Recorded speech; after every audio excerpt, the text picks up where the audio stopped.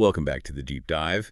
Today we are dusting off some ancient history, literally, and looking at a figure I like to call the middle child of the patriarchs. You know exactly who I'm talking about. You've got Abraham, this pioneer, this absolute titan of faith. Then you have Jacob, father of the 12 tribes, the guy who wrestled God. Yeah. And then sandwiched right in between, you have Isaac. The flyover state of Genesis. Exactly. He is the flyover state of the Bible. He's usually just seen as the bridge between the grandfather and the grandson.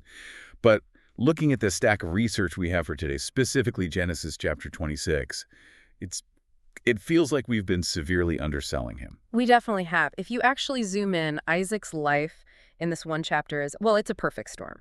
You've got a massive famine, you have high-stakes political intrigue, a repeat of a very dangerous family lie, and a literal war over water rights. What's crazy is that this is really his only solo moment, right? It is. Genesis 26 is the only chapter strictly dedicated to Isaac's adult life. It's his solo act. And, you know, the sources we've pulled for this are incredibly diverse. We have archaeological reports helping us solve a cold case about the Philistines. Okay. We have detailed Hebrew word studies. We even have some gematria, that's number symbolism, from a source that gets pretty critical of him. Right, I saw that one. It offers a pretty harsh critique. It really does. And on top of that, we have theological breakdowns on peacemaking and historical context on water rights in the ancient world. It's a heavy stack. But the mission is simple. We're going to unpack the drama of Genesis 26 and figure out why this often ignored chapter actually matters. Yeah. So set the scene for us. Where do we find our middle child? We find him in crisis mode. The text opens by telling us there was a famine in the land, and it explicitly says this is a different one from the famine in his father Abraham's day. So hunger is driving the plot. Survival is driving the plot. Yeah. Isaac is on the move, heading to Gerar. Now, Gerar is Philistine territory. And right away, we hit a massive tension point. God shows up and gives Isaac a very specific command.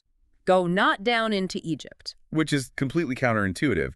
Egypt was the breadbasket of the ancient world. That's where you went when you were hungry. Where Abraham went. Right. But Isaac is told to stay. He's told to sojourn in this Philistine land. And before we even see what happens, we have to pause. Because just mentioning Philistines in this time period, well, it triggers a huge debate. Ah, the Philistine problem. I was reading about this. Basically, the skeptics say the Bible got the timeline all wrong. It's a classic historical critique. I mean, if you open a standard history textbook, it'll tell you the Philistines, the famous sea peoples, didn't arrive in Canaan until around 1200 BC. Okay, Iron Age. Right, the time of Ramses III.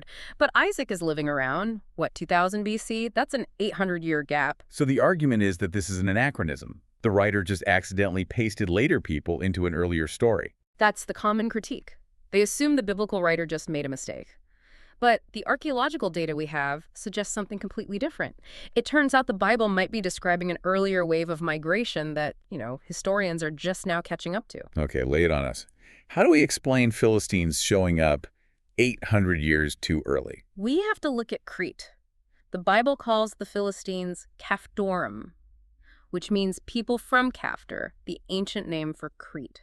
Now, have you ever heard of the Phaistos disc? It sounds like something from an Indiana Jones movie. It fits the vibe. It was found in a Minoan palace in Crete, and it dates to 1700 BC, right in the ballpark of the patriarchs. Wow. It's a clay disc, and visually, it's stunning. It's actually considered the world's first typewritten document because the symbols were stamped into the clay. Stamped, not drawn. That's advanced. But what's on it that helps us with Isaac? So one of the recurring symbols is a warrior. And this warrior is wearing a very distinct feathered headdress. Now, fast forward 800 years to the Egyptian carvings of the Philistines from the Iron Age. They are depicted wearing that exact same feathered headdress. So the culture, the look, the brand of these people was already established way back in the patriarchal age. Precisely. The Sea Peoples didn't just pop into existence in 1200 BC. But it gets better. We have evidence on the ground in Canaan, excavations at Tel Harar, which is the biblical city of Gerar, exactly where Isaac was. The same place. The very same place. They reveal a massive Middle Bronze Age city. We're talking 38 acres, huge ramparts, and inside they found Minoan graffiti. Graffiti. Like Minos was here. Close. Clay shards with Minoan symbols, a bull's head, figs, but the smoking gun, according to the research, is actually a bag of seeds found at a nearby coastal site. Seeds? Yeah, Lephthyrus clemenum. I'm going to need the layman's term for that. It's a type of legume. a pea. But here's the kicker. They're toxic. Wait, why would anyone import toxic beans? Because they're delicious if you know how to cook them. They cause paralysis if you don't prepare them correctly. It's a very specific, difficult culinary process. So it's like fugu fish. You have to know what you're doing or you die. Exactly.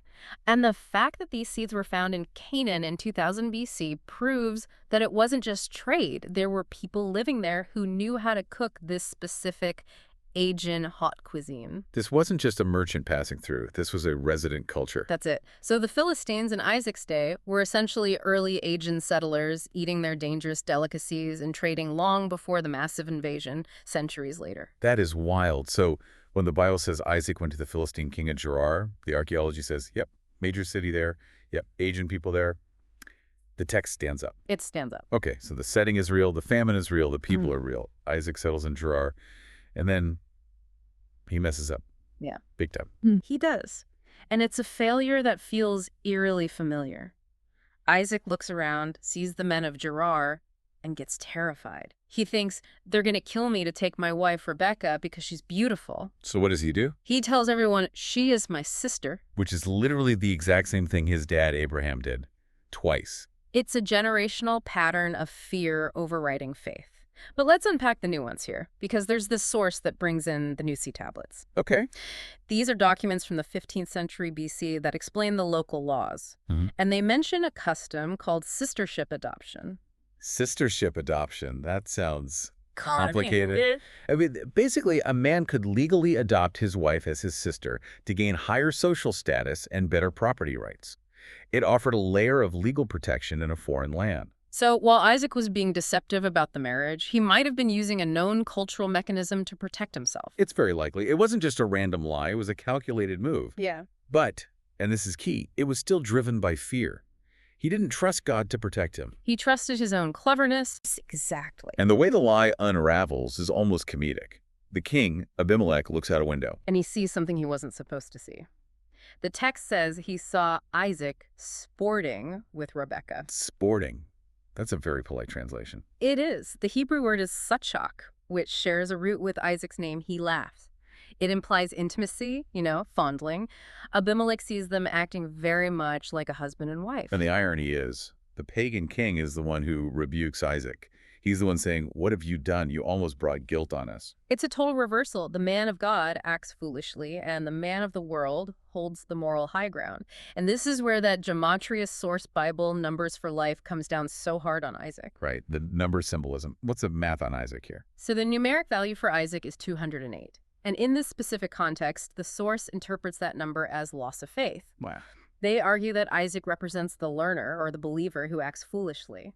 By trying to blend in, he put his bride, which, prophetically represents the church or faith at risk, just to save his own skin. That's a harsh reading, but fits the behavior. He valued safety over integrity. But despite this failure, God still blesses him. That's the paradox of grace in this chapter.